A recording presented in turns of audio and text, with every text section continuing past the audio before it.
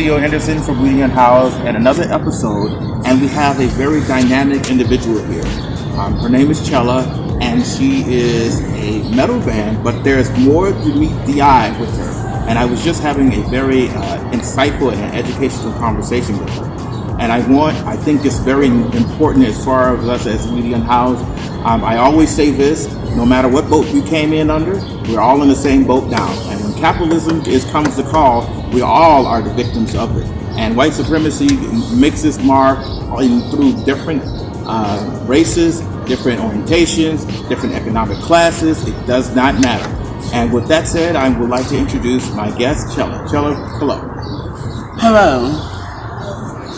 Tell us a little bit about yourself, because I like your story, but it's so profound. But walk us through it. So tell us what's your truth. So my name is Chella Isabel Marie Coleman. I am in a punk band, and I think my story started off about 20 years ago when I left this place that I came to LA to be a part of, to actually, folks that don't know, there's this thing called gay virgin therapy or gay reparative therapy. What is that? And it's this horrible movement of people that try to change their sexuality, you know.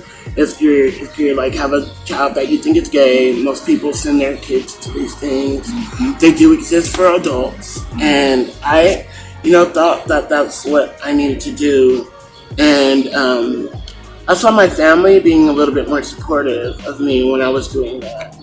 And then, long story short, through a series of events, I moved back home, where I'm from. I'm from the high desert, Victorville, Barstow, Hesperia, California, which is an hour and a half away from here. Mm-hmm. Why did you move? I moved back home because, first and foremost, I went home for just a vacation at first. Mm-hmm.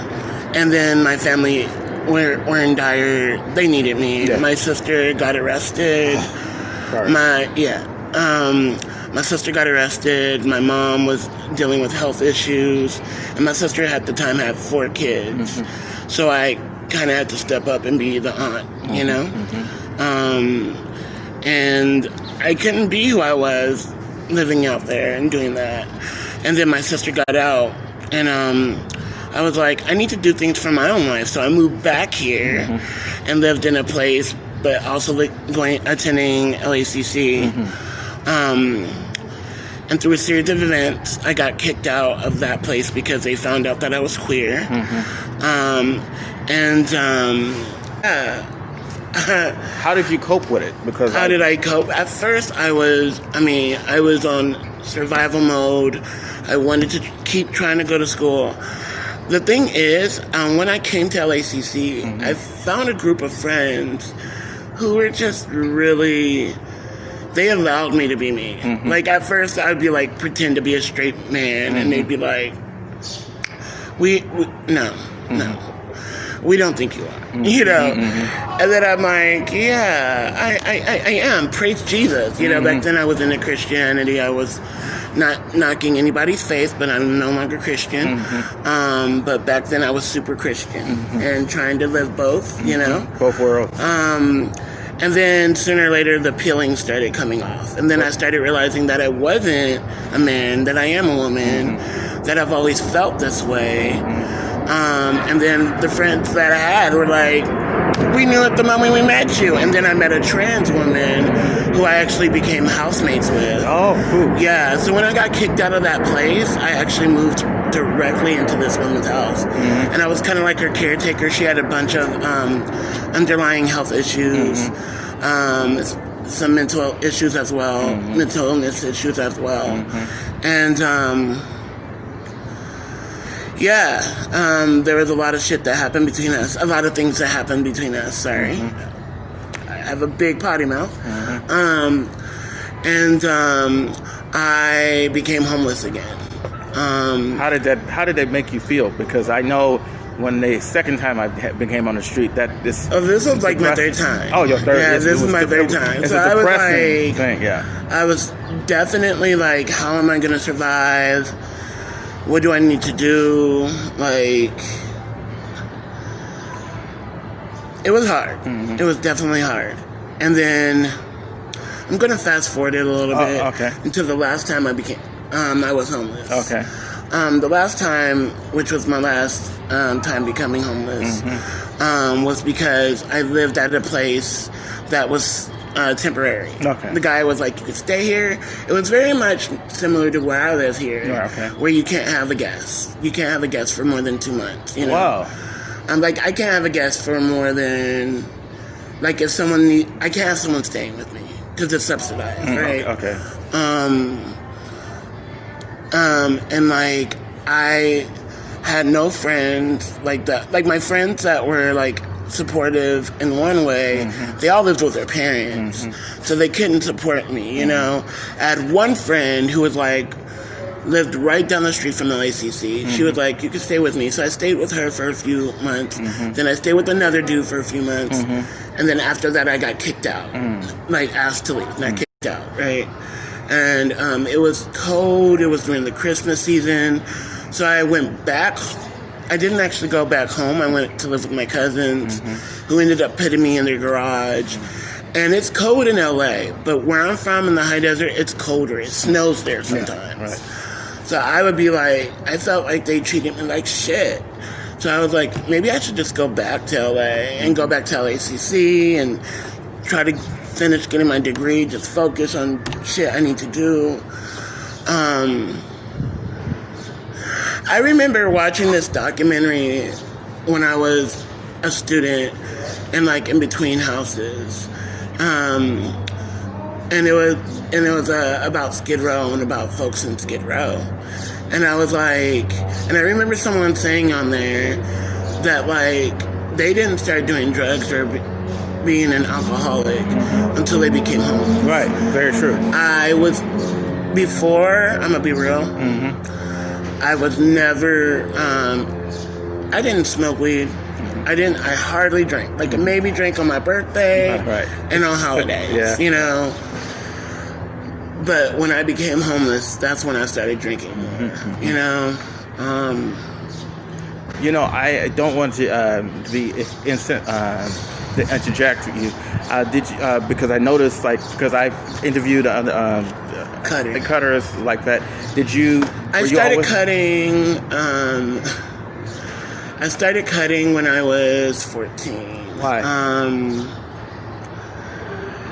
The real honest to God's truth. I was hanging out with a bunch of goths and punks and people that thought they were vampires. And then there was this hot guy that came over and he wanted to drink my blood and I thought he was cute. And there was a razor blade, so I was like, here. And it's a very sexual thing, let's be real. But I noticed the feeling I got from cutting. It's like, kind of like why people get tattoos. Like, I got tattoos now, or piercings, you know, it's the same thing. It's like, there's actually a scientific reason. Because when there's a pain, it releases a chemical in your body that numbs you to other shit. And it releases endorphins. It's kind of like sex. Right? Okay. Well, I didn't know that. Okay. Yeah, I mean, why do you think people do it? Yeah, well, you know, everyone's just like, why do you think people are tatted up? It's like, being real, I stopped cutting when I got my first tattoo, and that was just last year. Oh, good. Oh, wow. Yeah, like, because it's the same. It's the same feeling. Right. You know, hi, Mama. And so, yeah. So getting back to the story, I didn't have and back then I started getting involved with this group called Gender Justice LA, which they're in LA and they're based. They seek to talk about the issues that trans women specifically, trans women of color, well, trans people as a whole, but trans women of color specifically go through. Okay. Just to let you know, I do believe that there's an echelon of different classism and white supremacy. You were right. Yes. Very true. But it does add to your oppressions, the more you have. Like if you're disabled, you have more of oppression.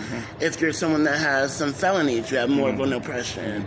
If you're somebody that's had ties to a gang or you have a Muslim name, you have more of an oppression, right? Or like I want to introduce from the perspective, because people forget, I could be black and straight and housed, but I am black, straight, and unhoused, and I still have a different dimension. Just like one of my friends was mentioning earlier about she's queer, but she's unhoused. She could still be queer, but unhoused is a new dimension to the challenges that you have. Especially because nowhere is safe for trans and queer people. Nowhere is safe. Yes. So, like I was going to tell you. And black women have higher rate of trans queer being killed, too. Exactly. I was just going to say that. Every 32 hours, a trans person is murdered. And specifically, even in the COVID era, which I was like, when COVID shut down everything, I thought at least there would not be any murders. Yes. A lot of trans women of color in Puerto Rico, and like I saw that. In Brazil, in Mexico, like they're getting murdered, and that's only because we know about it, right? That's only because people are talking about it. When usually. When they find our bodies and they look at our genitalia, let's be real, we base gender on genitalia, which is not good. This person is a man, so a man died, right? Versus like this person hearing their stories from the people who are, this person lived as a woman, they were a woman. Speaking of being black, I used to have a friend who was from Europe, he was from Holland, he was black, he was gay, his mom would send him $5,000 a month. And I remember one night, like, I was like, hey, just let me go to your house just for the night because it's super cold, and in the morning I'll go to a shelter.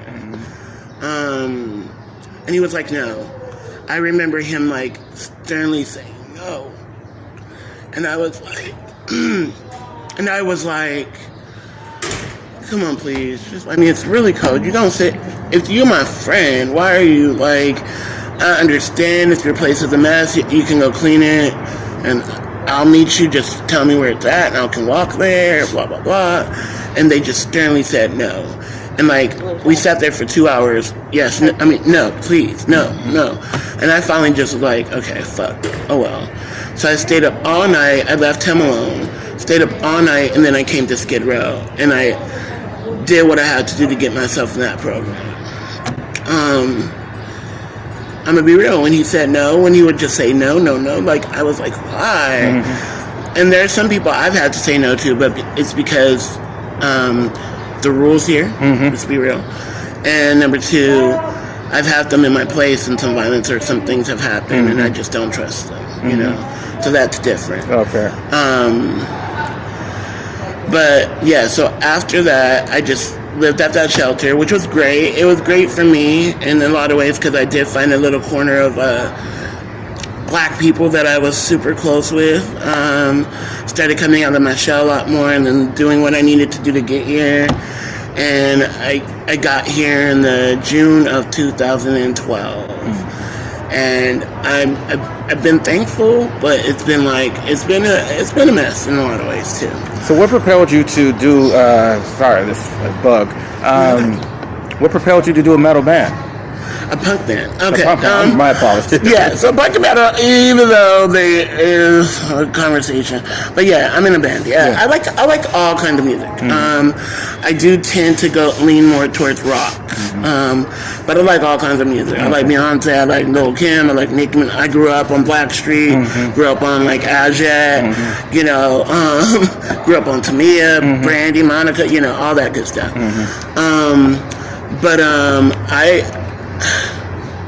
Okay, I'll talk about that. So one night, I was dealing with some mental health issues, and I really wanted to cut.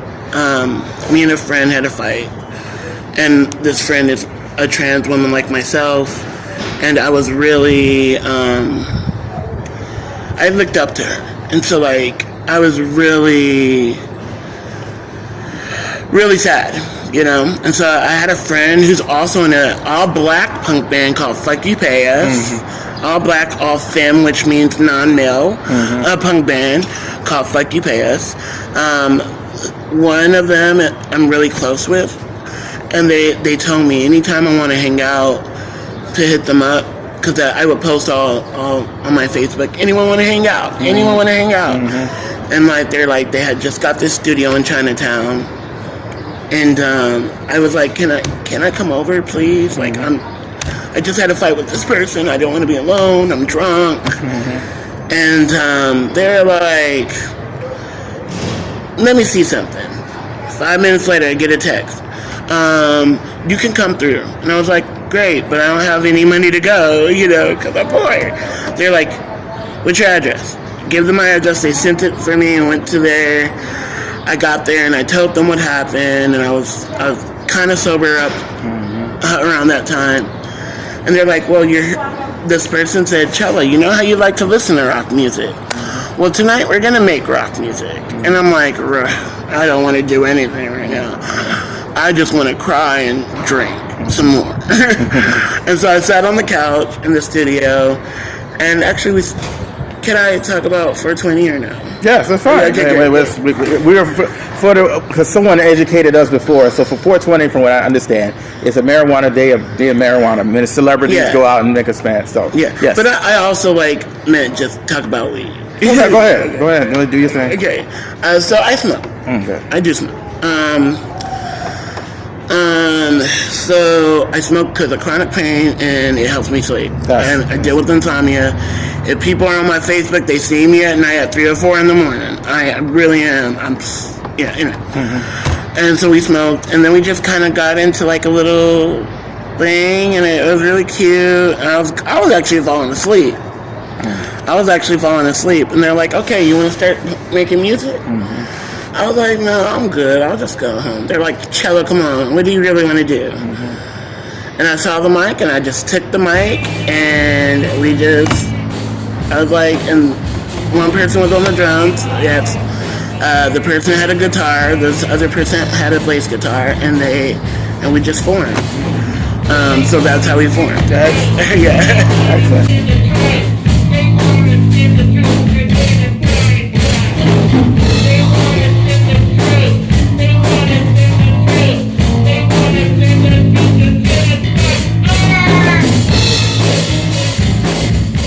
So, if someone was to go through one of the things that you've gone through, a lot of different dilemmas and traumas and things like that, what would you tell the younger generation, if you could, about how to cope with these kind of things that you went through?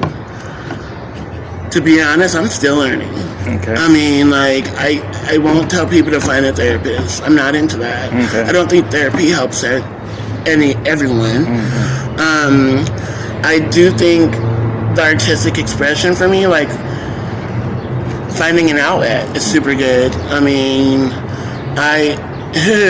one of the reasons I like doing the punk thing, I've always liked to sing, it's because I scream a lot, mm-hmm. and I love screaming. It gets the emotion, it gets the anger, it gets the frustration out, and to get to your point, your other question about why punk specifically, is because punk, just like hip hop, just like every other genre, was founded by black people, right? And it was funded with the anti-capitalist, anti-white supremacist, anti-establishment in mind, and that's what I am very much so. I hate the police. I don't trust I posted this on the other day. I don't believe in going to the city officials and holding them accountable, because the system is created to kill black and indigenous people. So guess what? I'm not going to go to you. If you have a gun in your hand, I'm not going to go to you and say, please, Mr. Killer, don't kill me. I'm going to find a way to get that gun out of your hand. Take the power back, as Rage Against the Machine says. Gotta take the power back. Anyway, and if you want to look up my music, my band's name is You Guys Suck. Real hard. Shut the fuck up. Thanks. Okay. So I think about that. I think about getting involved, how I got involved a lot. I do want to say there are some things I do believe in, and that gave me hope. When we were camping outside, I was camping outside with indigenous people to protest, against Trump's, taking babies away from, their parents at the border, or like sending people back to which, guess what? We're in Mexico, y'all. This is not white people owned. This is Mexico. Right. So we got to remember that they just come into their land anyway. It's native land, it's indigenous land. I believe in fighting for that. So I believed in doing that. I also believe in going and causing people to think about why we're doing certain things. So like even when Black Lives Matter were camping outside of City Hall, I was like, y'all, I would go there. I didn't believe in replacing one police commissioner for another. I don't believe in that. I believe in, like, why are we here, y'all? Like, are y'all really about something? Because, like, we got to hit them where it hurts, or, like, we got to, like, form our own community-based solutions and think about transformative and restorative justices, which are indigenous and Black, and stop relying on the systems that are killing us. They are killing us. Right now, during the COVID, situation, it's predominantly Black and brown people that are dying.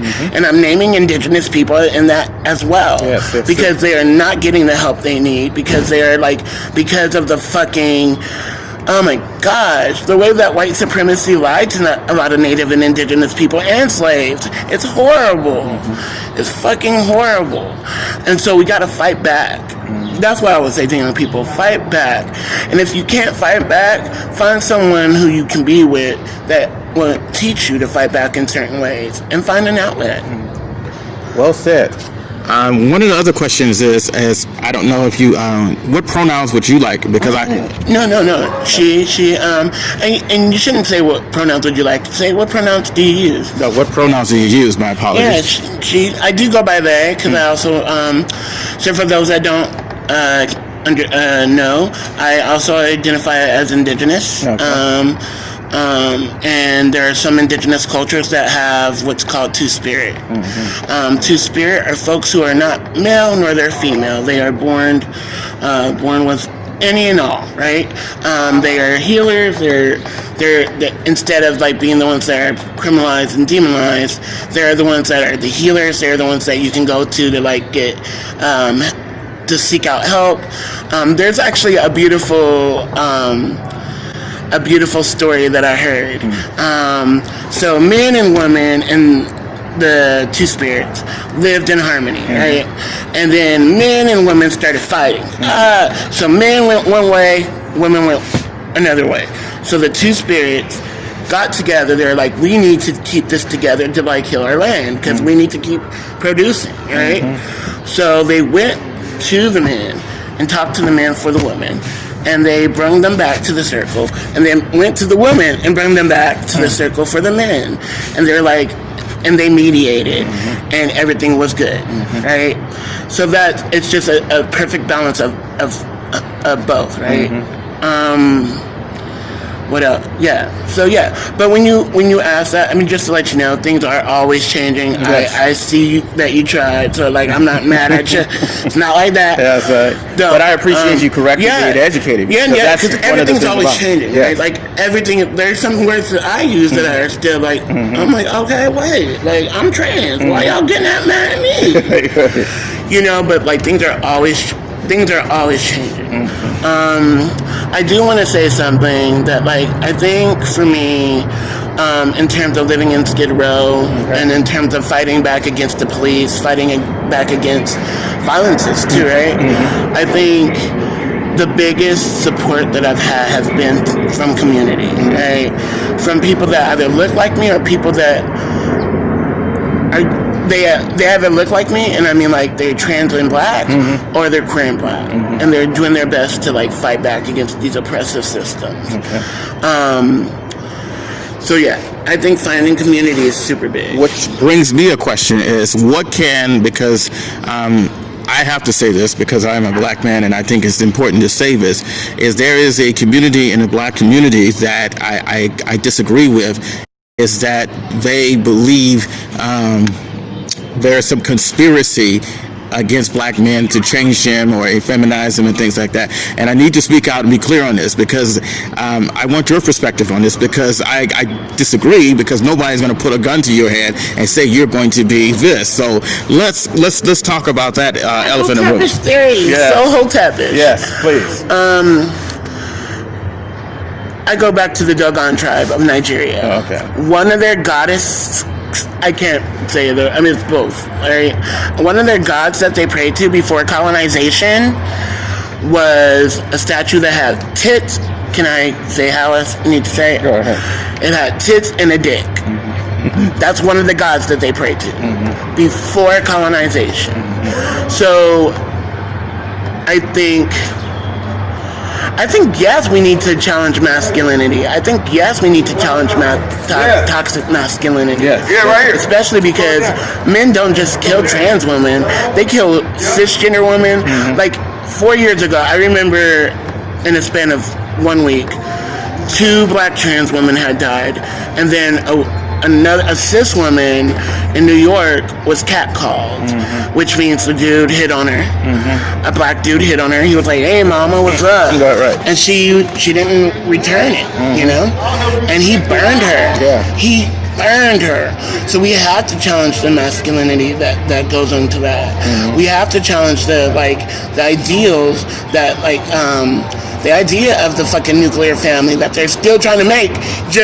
It's the same idea that white supremacy gave us, but they're doing it, they're doing it. One of the things also that bugs me is like we could advance technologically, we can advance morally, but yet somehow masculinity just stays in this fossilized viewpoint, and I think is much more damaging to people, particularly people of color, because we drink into that white supremacist idea that masculinity is only one linear way. I believe so. Oh yeah, definitely. I also think that naming things as masculine and feminine is also a thing that was given to us by white supremacy. Let's just be real.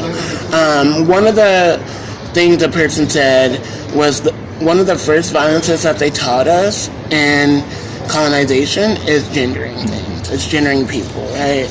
And it's to make classes of people, to make some people above others and some people lower than others. That's why you have, men, for the longest time, if a woman was in a abusive situation with a man, she cannot divorce him. Right? It's seen as a fucking thing in the Catholic Church, right? And even in a lot of other religions. But I think we have to challenge those things. I think that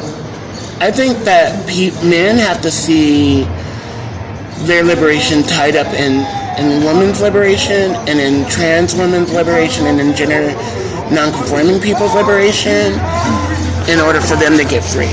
Because that's why a lot of brown people are starting to say Black Lives Matter now, because they recognize that once we got to work from the bottom up. We can't work for the top. We can't say white lives matter or all lives matter. Right? We have to say the bottom is black folks, right? And that's because anti-blackness is global. Exactly. It's global. Yes. So the darker you are, the harder it is. So if you're looking more like an indigenous African or an indigenous person, it's going to be harder for you. So we have to work from the bottom to start out. Same thing with gender, same thing with ability, same thing with class, same thing with other things. We have to work out, see who's the most marginalized of us, and work our way up, and see our liberation tied up in their liberation. Because if they don't get free, we don't get free. That's very well said. This is Theo Henderson from Weedian House, and I want you to understand that no matter what boat you came in under, we're all under the same boat, and we're all in the same boat now. Because the fact of the matter is, white supremacy leaves a stench on everything, no matter how we can phrase it. But again, it is my hope that we meet in the light of understanding, and thank you all for listening. Thank you, Chella. Yeah.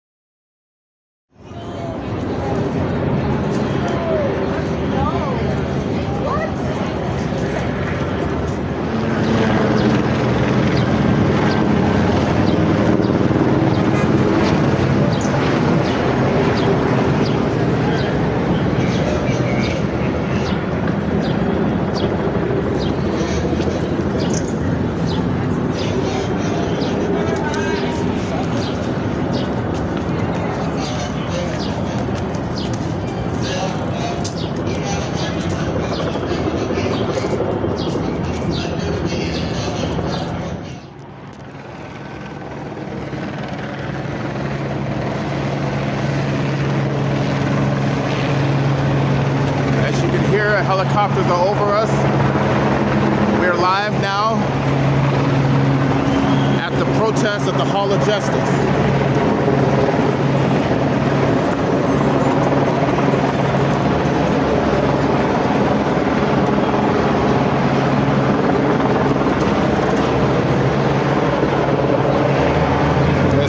Sheriffs, guardsmen, and police officers are blocking the area.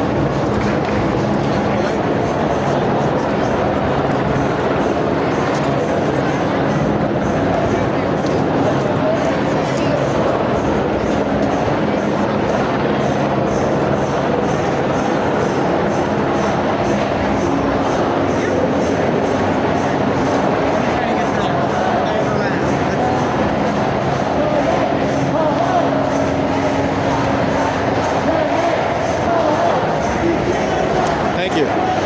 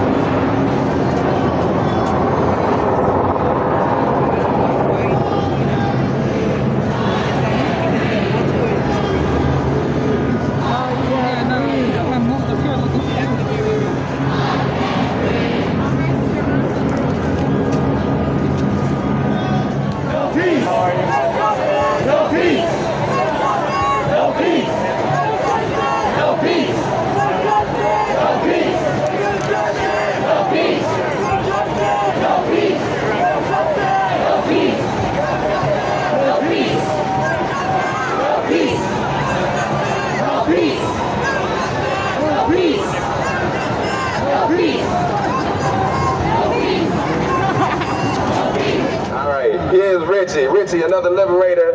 Speak your shit. Come on.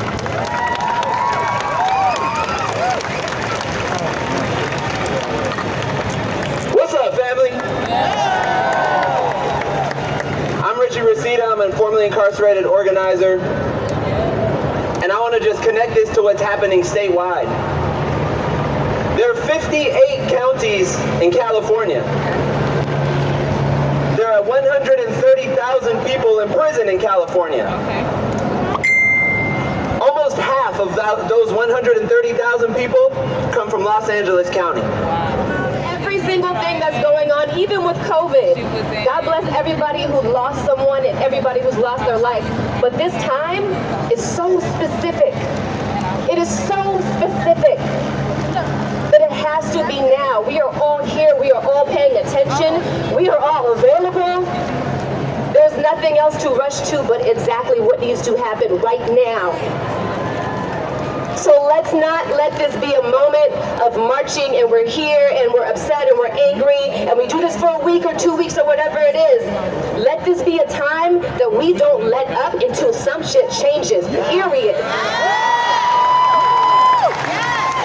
Excuse my language, y'all. Y'all know I love the Lord. But I just wanted to encourage everybody. Don't get tired, don't give up. Let's keep pushing until there is a difference and a change. Do everything within your power because the rest is up to God. But are we doing every single thing in our absolute power? Let's do it. Now is the time. Everybody pay attention as we're out here because they're trying to change the narrative. They're trying to make this about something else that it's not about on purpose. They're trying to discredit us. So let's stay focused, y'all. Let's stay focused on what's important. And let's stick together. And let's continue to be family. I love every single one of y'all. God bless you guys. Let's get it. When we say Black Lives Matter, we mean all Black Lives Matter. Right? All Black Lives Matter.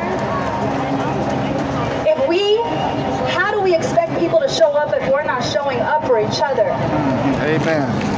Last Wednesday, Tony McDade was also trans black man shot, unarmed black man shot by the police in Florida. Say his name, Tony McDade. Tony McDade. Say his name. Tony McDade. Say his name. Tony McDade. If we don't have an intersectional lens in our movement, if we are not talking about the ways that racism, patriarchy, capitalism, we're in a fucking pandemic. You know that's the result of global capitalism, right? If we're not talking about all these things, we're just all coming for us in every fucking direction, all right? Last thing I want to say, I'm going to speak to all the young people in the crowd because I was organized at 15. Me and my friend Rich, we've been on these streets organized since we were 15. And this is the shit we used to dream of. Like, people used to think we're crazy. Like, bro, what are you talking about? You're crazy. And here we are, everyone. I still can't even wrap my head around it. Everyone, I just want to lift up the young people because, you know, we say it all the time, they're the future, but they literally, like, it's empirical. It's not like a cute thing to say. They come with the ideas and the imagination. And what the empire has done is when it takes us through school and college and our jobs and all these things, it tries to take our imagination away. And the young ones, they have the ability to, we can do better than this. We're living in someone's sick, demented idea of what life is.